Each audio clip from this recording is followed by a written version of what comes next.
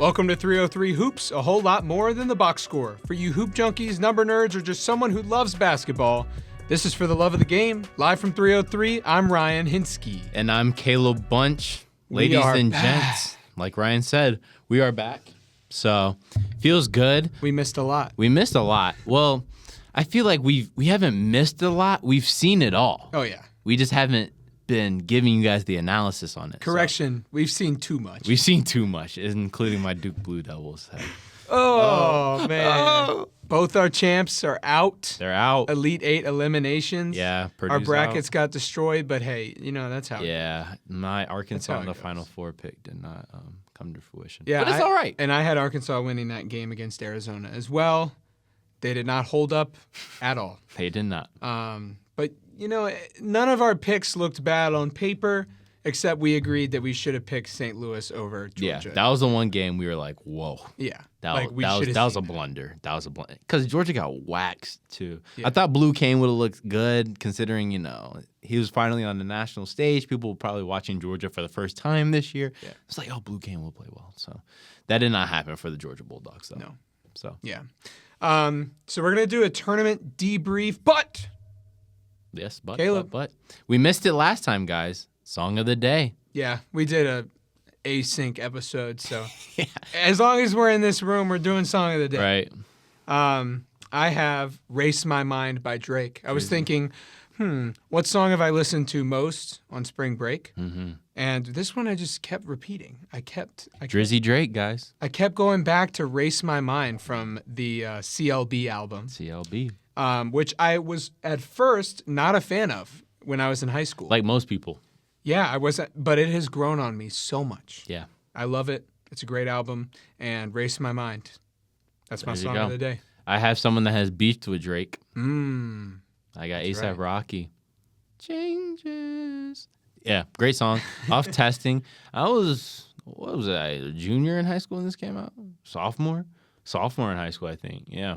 And That was a while. this was his last, I guess, not latest album, but the album before that, before Rocky decided to become a dad and get into fashion. So testing, go check it out if you guys haven't for whatever reason.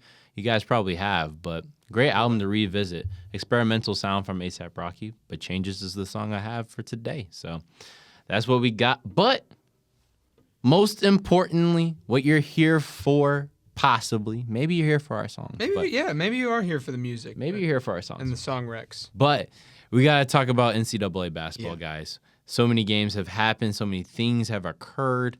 Like Ryan and I said earlier, we had picks that we made. We were pretty confident in them, but a lot of did not go our way in those picks, whether they were bad picks or not. And starting off, Iowa versus Florida. I feel like that was the big one. A lot of people had, the other way, kind of got their bracket busted right there with Iowa beating them. Ryan, what did you see from the Hawkeyes in that game? Florida was the least picked number 1 seed to win it all, so understandable that, they would go down first. They showed a lot of negative tendencies during the regular season, especially with their guard play, their streaky shooting, things like that. Iowa was able to expose their defense, though, I think most potently. Bennett Sturtz, great player. He is just Tyler Kolek, who can score better. Yeah. But sees the whole court. Just reminds me of Marquette's Tyler Kolek, who's now on the Knicks. Yeah, but lefty. He just really, that's right. But he just really always is moving, always surveying the court, and always finding the right read. And in that game, it wasn't that he padded the stats. He had no turnovers, though, 5 assists, 13 points. And then Tavion Banks, 30 minutes, 20 points, 7 of 10 shooting. So they definitely were great from shooting, but both teams shot 50% or more. So I think it really came down to those big plays in the final moments with Bennett Sturtz. And I said before the tournament that I was relying on the Big Ten being supreme this tournament. You did. And guard play deciding the You tournament. said you trusted in the Big Ten. And that's certainly what happened in this game. I was going to pick Iowa over Florida. I thought that was too much of a reach considering I had Hofstra in the Sweet 16. Yeah. And maybe some other possible Cinderellas. Right. But they ended up being the Cinderella. Yeah. And they were built for it. This was not a fluke. They were a really good McCollum's team. legit. Yeah. McCollum's a legit coach. He is great. People are calling him the Kirk Cignetti of college basketball. Yeah. Wins at every level. He won last year with Drake. Yeah. Of all schools, and now he's translating that to Iowa. What did you make of the last play? I know a lot of people, well, I guess second to last play because Florida did have the opportunity to go down the floor. But what did you make of Florida's defense on the buzzer beater or the game winning shot? This was the full court full pass. Court press. Yeah. Full court press. Florida was up already, up 2. Was that the spectacular pass, like cross court, or was that a different game? It was. Maybe Florida, that was the Nebraska game. Florida had the full court press going. Yeah. They were up 2. Okay. And Todd Golden said in the interview that they were going to foul. All it did, Iowa, easy press breaker, one-man dribble, passed it to the corner, and center hits it from 3 in the corner. I mean, it just I think Florida's. I want to look at it more from Florida defensively. Yeah. It has been an issue, communication, over the course of the season for them. Right. I'm not saying that they had bad team chemistry. They're a 1 seed. They're an incredible team. Right. But especially on the defensive end. Yeah. I can see how this would be something, but maybe it's not on Todd Golden. Maybe it is. But certainly they came up short a few times in the regular season, and maybe they were just due for it again. They had a good stretch during the season. Then they kind of went back down towards the end. SEC tournament, lost to Vanderbilt. Right. And obviously early in the season. But, yeah, plays like that, I mean, it's a lot of it is due to Iowa's offense as well. Yeah. Was Golden outcoached? I'm not going to say that. Yeah. Certainly not going to say that Golden has been outcoached in any game that he's coached in. I think it's super reactionary from people to be like it's a coaching problem or this coach was outcoached when you saw this with Shire so frequently. He has his shortcomings, obviously, but when coaches have put their teams in position to win and literally one costly mistake is the difference between that coach being, venerated versus, hated. So I think it is interesting that you make that point because, like you said, with Golden, it's like he's getting all this hate. Like, why were you pressing with 5 seconds or not 5 seconds, but with limited time left and you're up already versus why don't you just sit back? So things are hindsight's always 20/20, right? Like we can look back and always be like, oh, he should have done this, that, and the third. But I do think that's an interesting point that I think most viewers need to hear is that this wasn't necessarily like a coaching blunder. Yeah. From Golden because they were in position to win right before that shot went in. So. Yeah, and know your personnel, right? That's a big one. Last year's Florida team, I trust way more with Will Richard in the full court defensively. Yeah. Like they just had better wing defenders, better guard defenders. When Hoff is your best player this year and he's your 6th man last year. Says a lot. That was a red flag early on for me. Though they had great players this season, they had a lot of guys that really stepped up. Right. But the physicality of last year's season would have worked in that play against Iowa. Yeah, definitely. I want to ask you about Hubert Davis. We both picked VCU to win that game. We did, yeah. But I'm really interested. We haven't really talked about it in depth because we were both on spring break. Right. But Hubert Davis, this is a program that has had great they're like the Steelers of college basketball. They've had 3 coaches in the last 50 years. Right. Like it's crazy. Yeah. So for a coach to go out after 5 seasons, they had to break the mold. He was a player under Williams and a coach with Dean Smith. Or other way around. Vice versa. Yeah. The agent Unk. Played for Dean Smith, coached with Roy Williams. Yeah. It made sense that he was the chosen to be next. Right. He knows UNC better than anyone else, but right. the shortcomings continue to show up, They especially when it comes to players being disciplined in the second half. Yeah, I do think Carolina didn't necessarily make the wrong call, but I think they were early in doing this. I think that despite all that happened over Davis's tenure at Carolina, I think that firing him this year was a little early. I think we've seen from Hall of Fame coaches that it takes a while to win, just objectively. Coach Krzyzewski went to 4 Final Fours, if I'm not mistaken, before he got over the hump. I think with Pitino, it took him years to win that one with obviously the Louisville squad and the Kentucky squad. It took some time. So I think it's hard to say Izzo hasn't won in the last 25 years, but no one's calling for his job. So it's difficult when we look at these great coaches in these programs to be like, he needs to leave immediately because of the fact that success is the expectation. But I do think they were early in firing him. I do wonder who they'll go get. Obviously, there's a plethora of people that have been named. Billy Donovan from the Bulls seems to be the leading candidate right now. Dusty May has been named. Who knows if he'll leave Michigan for that job. Tommy Lloyd for Arizona. Right. So there's all these names being named. So Carolina, I think, has put themselves in a weird situation where it's like, we're a blue blood program who has to go get a blue-blooded coach in terms of pedigree, but it's like, are the people that are at their current situations going to leave for us?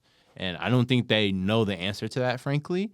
So they might have put themselves in kind of this sense where it's like, we have higher expectations than what we'll get.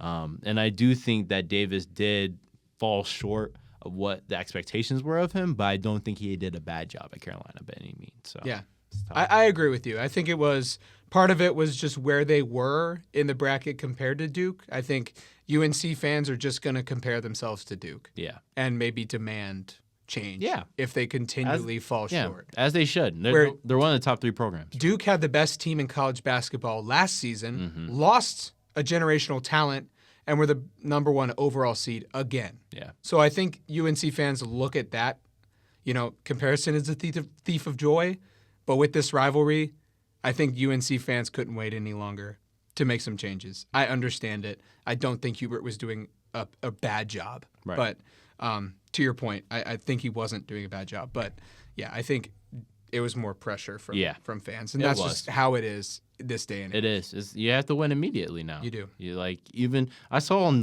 Twitter from all these Dukies or quote-unquote Dukies that Shire's on the hot seat. I'm like, he's been in 3 straight Elite Eights. Like, I don't. Besides, obviously, the Who's blunders. Who's going to recruit the next Cooper Flagg? Like, what do you want from him? Like, I get it. Like, obviously, you want a championship out of him, but it's like 3 straight Elite Eights in your first 4 years. And recruiting the best player in college basketball, and then the freaking Boozer brothers. Yeah, it's like back-to-back seasons.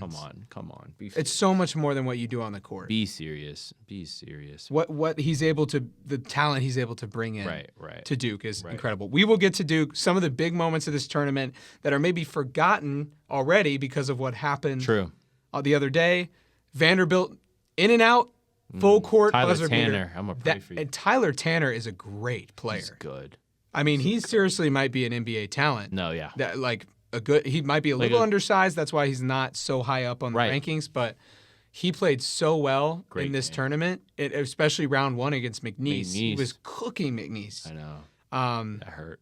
And Nebraska defeated Vanderbilt. Got to least picked 4 seed to make it to the Sweet 16. They were able to do it. Right. That part of the bracket really, shook up Vanderbilt. Great team, right? But Big Ten does it again. Big Ten does it again. They were good this tournament. They were good. And speaking of Big Ten teams, Illinois, they're in the Final Four, which we'll talk about a little later. Went to Houston, defeated Houston. Houston had an uncharacteristically bad offensive shooting day. It was horrible. Not even bad looks. No, I mean, not even bad looks. They had Sampson as the first half interview, I believe, and with they Tracy, Underwood I think, second half, yeah. And then he was like, at that point they're down 10, but he's like, we're taking good shots, right? They just weren't falling, right? And Illinois' number 1 offense, right? Ken Palm, so it's not going to cut it. Yeah, and when you're shooting below 40% in both categories, it's tough to win on any day, especially when you're going against the number 1 offense, like you said. So, but Illinois, Final Four, a lot of people didn't have them. A lot of people had them losing in Houston. So, interesting to see. Only 3 seed in the Final Four right now, obviously. So, yeah, good for them. Then we have Tennessee defeated Iowa State. Defensive stalwart against defensive stalwart.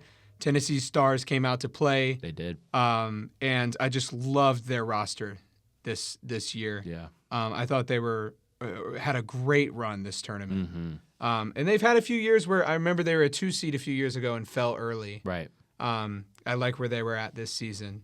And then we both picked different teams for BYU versus Texas. Right. Texas prevailed, but I had Gonzaga beating Texas. You had Gonzaga falling. You said either way you would have picked Gonzaga falling. Yeah. What did you see from that team? I just thought that specifically we know that historically Gonzaga has underachieved besides the Jalen Suggs years or even then.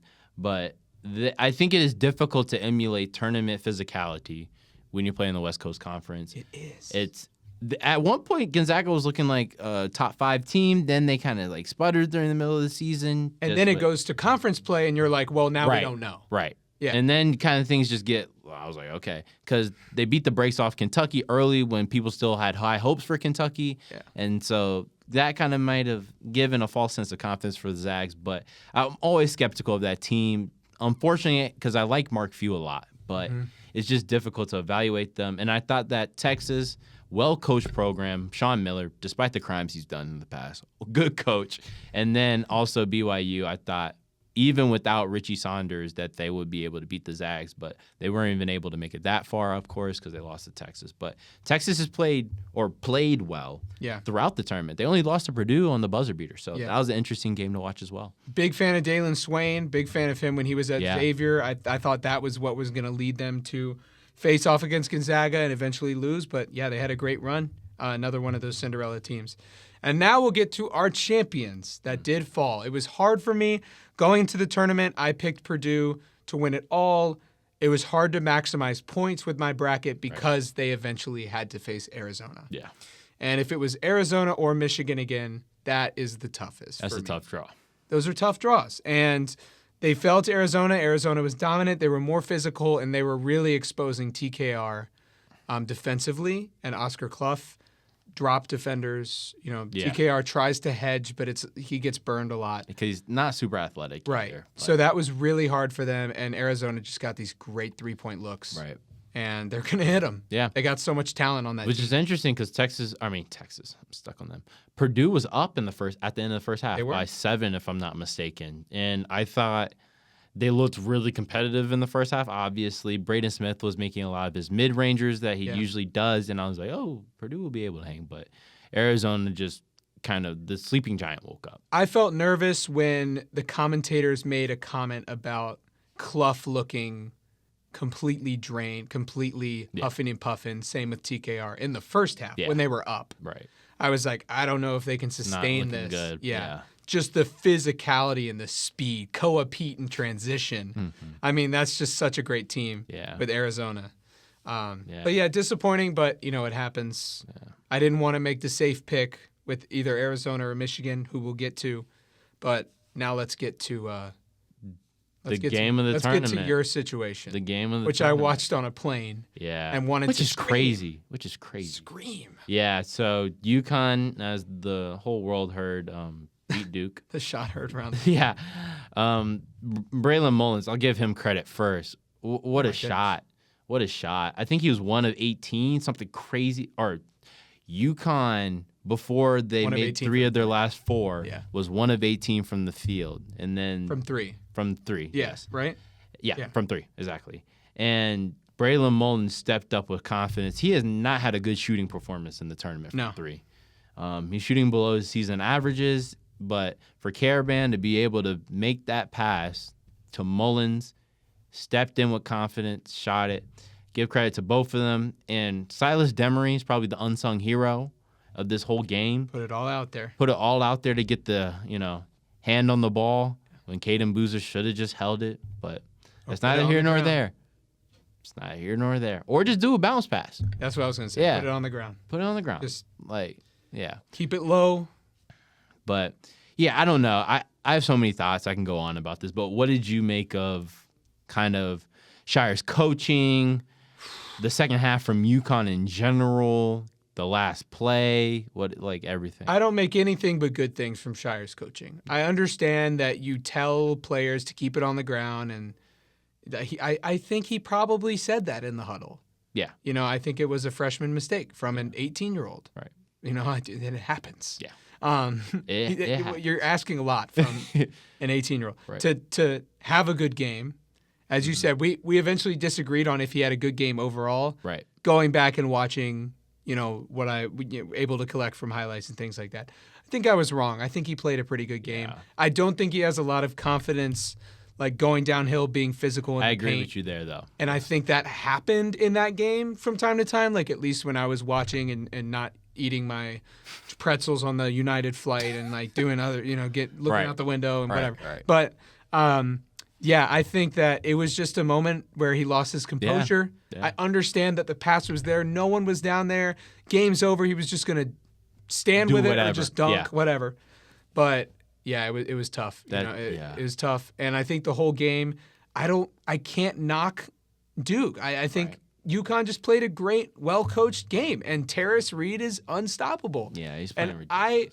I love Terrace Reed. I've loved him all season. Yeah. I've loved him before he became the starter when it was still, Donovan Clingan, who was the hero of Connecticut, born and raised in Connecticut. But this guy is for real, and he showed his teeth in that game. He dominated in the paint. Yeah. And he was just the 1 point they needed. Yeah. Sure, the last shot went in, but that's what you need to beat Duke, is for everyone to be at their best, and they were on this particular They were. night. And I think two things.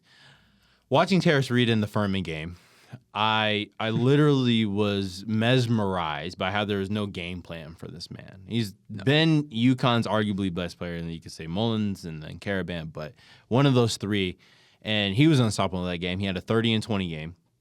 And so you would think that the rest of the NCAA after that game would happen, everybody would have a game plan for him. But that has not been the case. No one has had a game plan for him. No. He dominated Duke in the first half. I know that the talk was the Boozer twins in the first half because they had 26 points together combined for. Mm-hmm. But Terrace Reed was just as good. He was just as good. He's probably the player of the tournament. We've talked about this. I think so. He's averaging 20, Him or 10 Yaxel. plus. Yeah, him or just whoever wins, right? Yeah. So I think that it's incredibly hard to win a game when the rest of your supporting cast has been playing terrible, but then they have this sudden surge in the second half, which UConn did. And Duke then going cold from the field. I think it's tough. Like, you're going against one of the best coaches in the game, and Dan Hurley. Yep. He's going to be prepared. Him Always. being down 19 did not phase him one bit. No. There was no point he was worried in this game. And so, if you're Caden Boozer, you got to hold your head up high. You had a good game. You shot well from the field. Mm-hmm. I think he could have been a little more decisive, but it just comes down to simple things like that in March. It's like He's 4 years younger than us. He's I get literally 18 years old. it. Yeah, I get it. It happens. Boneheaded stuff happens in high pressure moments. Yeah. Let alone being a basketball player in March Madness. Yeah. So. Yeah. It's going to happen. Yeah. Yeah, just left it all up to fate. That's one of the shots of history. Yeah, it's up there. It really is. It's up there. Gets it to Jenkins is better, but Yeah. I mean, because that was Gets it for the to championship, For the chip. and that was it. But The J Wright that was stoic. the call. Yep. Handshake. Shake hands. Go back and celebrate later. Yeah. Okay, let's talk about Final Four predictions. Got a Got few to. minutes left. Let's get to it. We got Arizona versus Michigan, and I think they might be the first game of two games, and then Illinois, UConn on Saturday. Yep. So let's get to winner of Michigan, Arizona first. Yeah. I'll go first. I think Arizona got great looks from deep against Purdue, which is what I said, who has not guarded the arc well all season. Yeah. Despite the good looks, they only shot 33% from deep. So I think they're going to get contested better by Michigan, who has more athletic bigs. Best front court in college basketball, as we've said several times this season. Yeah. And if so, they need to shoot better than that. They need to shoot better percentages, so they're going to need better shooting luck and just better composure overall. However, Lindeborg has been unstoppable. Yaxel in the last 3 games, 27, 23, and 25 points. Even though the opponents were a 9 seed, 4 seed, and 6 seed, I think Tennessee was a great test. They play super slow, and they're a great defense, top 15 defense. So Arizona's 56th in pace. They're on the faster side. They're pretty quick. So I think Michigan just needs to keep Arizona from getting hot. I think that'll be the key. If Arizona goes on a run with hot shooting, then you never know. But I think Michigan's number 1 ranked defense can run away with this game. I do think it'll be interesting how Arizona stacks up with the size. I think the 3 bigs of Michigan will not. let me rephrase, the front court in Michigan, because there's more than 3 people that are contributing to that front line, right? So I think Arizona they had their own 7-footer, right? So I think that will kind of neutralize Mara in a way, but then you got to worry about the other 2 people, primarily Johnson and then Lindenborg. Mm-hmm. So like you said, but the problem with Michigan, though, has been, or for Arizona looking at Michigan, is that Michigan is one of the best defensive teams in the country, right? Number if one. you're Arizona, At right, KenPom. exactly. So if you're Arizona, how do you match up with the fact that a big part of your offense is your guard play and trusting in Burries and being able for him to drive to the paint when you have really good perimeter defenders in Michigan? And then also, if you're Koa-Pete, bully ball's not going to work this game. It won't work. I trust Koa-Pete that he'll figure it out because he's an adaptable player. He's played well against good front courts this year.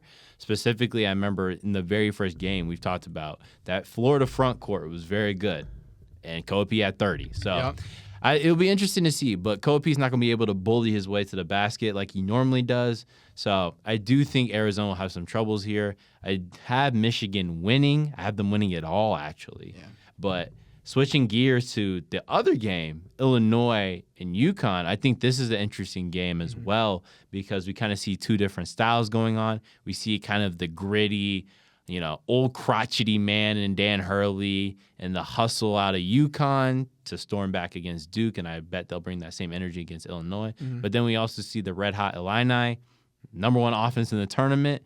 So they'll stack up interestingly well, and I'm interested to see how Keaton Wagler will play and Kylan Boswell, specifically the 2 guards out of Illinois. And then, I don't know. I think anybody on the UConn squad can get off and get hot. So it'll be. I don't really have a pick. I think UConn will win, but we'll see. How about you? I was looking at the run that Iowa went on against Illinois to start the game, the 9-0 start, and Sturtz was drawing 2 defenders, and that's what opened up the game. That cerebral point guard, like I talked about Sturtz earlier. Does UConn have that passer who can open up the game like that? I don't think so. I don't think so. I think that's how you expose Illinois' defense because I think that's how Iowa hung with them in the first half and even were up 9 to start the game. But I think Illinois is also just going to need to play really big against Terrace Reed. Sometimes their bigs can get pushed around. They're a little lengthier and thinner in frame. But I like their depth in terms of size off the bench with Zvonimir Ivasic off the bench. The other Ivasic. Those Eastern Europeans. And then Ben Humrichul, whatever it is. That guy is like 6'10" too. Right. So another big. They have some size, but I think I'm going with Illinois. Okay, fair. I think that's fair. I don't know. I think that Dan Hurley will have his hands full in terms of game planning, right? Because a huge thing that Duke was able to do really well is expose UConn's smaller guards. Mm-hmm. Demery, not the biggest. Malcolm Smith, also kind of undersized. So getting into their sets, Illinois will be able to do that with ease because they have bigger guards than Kylan Boswell, Andrei Stojakovic, and then also, obviously, the star freshman Wagler, however you say his last name. Mm-hmm. So I do think that'll be a point that Brad Underwood kind of focuses on when getting into his actions. And then also, I don't know. It'll be interesting to see. I just love watching UConn play specifically because they run so many sets. Yeah. In one possession. They'll literally have like 3 sets just to get into another set. Like they'll start on horns action, they'll get pin downs going, they'll have curl action. Like it's awesome to watch. So I love Dan Hurley and the way he's able to game plan and how that's worked against teams in the tournament. He's 17-1 over the last 4 years when they get to the Sweet 16. Yeah. So it'll be interesting to see. It will be. And then championship game, I think Michigan as well. I think that they are just too big and strong for Illinois, if that's the case. Right. And I also love their guard play as well. Mm-hmm. And they just have so many good players. They do. So confident. That team is loaded. And they're confident. They know that they're the best team. Yeah. You see Elliot Cadeau talking to players with like 15 minutes left in the game saying it's over. So yeah, it's crazy. Yeah. And he's got the experience coming from UNC and things like that. And I trust him a little more than I said I did earlier when I talked about guard play. Right. He's really shown himself to be – he's not the guy that is going to argue that he should be taking the shot, Right. he's going to make the right play. And that's a big thing, I think, with that squad, right? With Dusty May, right? Because Right. you have 5 different guys that can do that. Yeah, exactly. And it's also like the offense doesn't need to run through your guard, No. right? Like you have Yaxel for a It reason. hasn't all season. Yeah. Yeah. And so it's like if you're Elliot Cadeau, all you really need to do is you're bringing the ball up, but it's like you're not facilitating as much as you like in most traditional offenses he would have to. And he's able to play off ball with someone that has so much offensive gravity in Yaxel and then obviously Amara as well. So I think it opens up the floor really well for Michigan, and I think they take advantage of that in the Arizona game, and I think they take advantage of that whoever they play in the championship game. So I have Michigan winning it all. Yeah. Yeah. I like it. Michigan winning it all. You heard it here first on 303 Hoops. Amen. But until next time. Oh, that felt We'll have so a champion. good. That felt so good to see. We will have a champion, and then we'll have NBA playoffs, Hey. NBA awards. Hey. And don't miss our takes on who should be the MVP. They're going to be hot. They're going to be hot. Yeah. So every week, tune in here. This has been 303 Hoops. Until next time.